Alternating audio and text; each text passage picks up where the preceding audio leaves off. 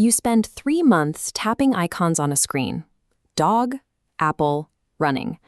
You force your brain to link the foreign word directly to the image. By the time you land at Benito Juárez Airport in Mexico City, you feel quietly prepared. The vocabulary is locked in. Then you get to the luggage carousel, and a local fires off a rapid phrase. You catch something that sounds like órale and maybe sale. The textbook taught you sale means exit, but he's already walking away.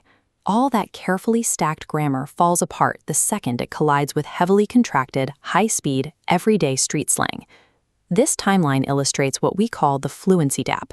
It shows how months of predictable progress in a structured app abruptly halt at a massive roadblock, the airport reality check. Today, we are going to look at exactly why established language methods leave you stranded at baggage claim, and how to build a study stack that actually survives contact with the real world. Because passing a digital quiz isn't the objective, you need to speak the highly specific dialect of the exact place you are standing. Rosetta Stone has been doing this since 1992, and its reputation is built on solid second language acquisition science. This split-screen ledger maps out how their core method works. On the input side, you see the brain associating a foreign word directly with a visual object, entirely bypassing your native language. Over time, that input generates a distinct outcome. You stop translating sentences in your head and start pulling grammatical structures intuitively. But that intuition comes with a severe trade-off. To make image association work universally, the software teaches a sanitized, standardized dialect that belongs to no single country. You can't teach regional slang like "qué onda" or "ahorita" using a simple picture of an apple. Those phrases require cultural context, and explaining that context requires breaking the strict immersion rule. The result is a highly functional internal grammar engine that leaves you completely blind to how people actually speak on the street. Then there is the issue of pronunciation feedback. Legacy apps grade your voice against a generic, educated baseline recording.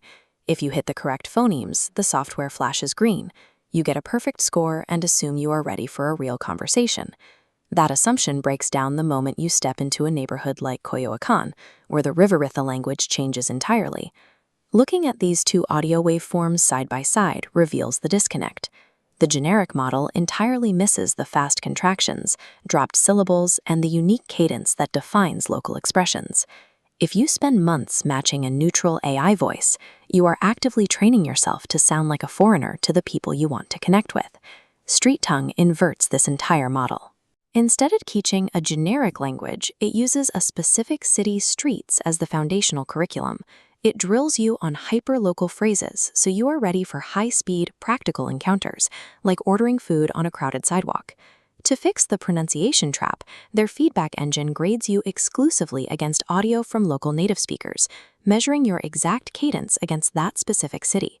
You end up building physical muscle memory for the neighborhood rhythm before you ever board the plane. This high level of specialization means StreetTongue skips the broad, foundational grammar lessons you get from legacy software. It does not replace your textbook basics. It is the highly specialized tool required to survive the final mile of fluency.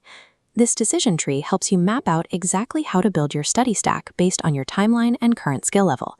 If you are starting from zero and have 6 months or more before you travel, you are a foundation builder. Use a legacy app first to lock in your basic sentence structure and vocabulary. But if you already know the basics, or your flight is less than 2 months away, you are an optimizer. For the optimizers, I recommend switching entirely to StreetTongue to prep for your exact destination. You can use their month-to-month tier to drill your neighborhood pronunciation immediately before a trip, and simply cancel the subscription when you fly home. Let me know in the comments below which specific city's dialect completely threw you off the first time you visited. True fluency isn't measured by a test score in a controlled environment. It is measured by your ability to step out of the airport and seamlessly catch the rhythm of the street.